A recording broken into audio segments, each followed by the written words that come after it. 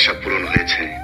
হ্যাঁ না, তোমাকে প্রথম দেখাতেই আমি তোমাকে কত ভালোবেসেছি তা তুমি জানো না।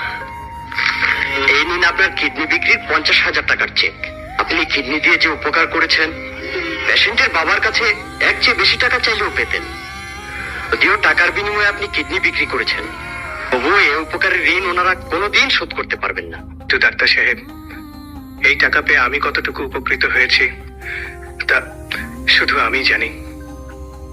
হ্যাঁ না, আমি আসছি, আমি আসছি, আমি আসছি। হ্যাঁ না।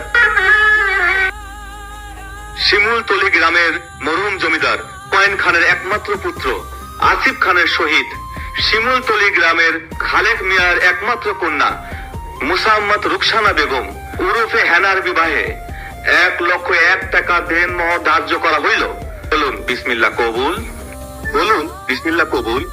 বিসমিল্লাহ কবুল। আলহামদুলিল্লাহ। আমি হেনার চোখ অপারেশনের টাকা জোগাড় করে এনেছি। কিন্তু বাবা- এখন কোনো কিন্তু নাই, তুমি টাকাটা রাখো, আমি এক্ষুনি আসছি।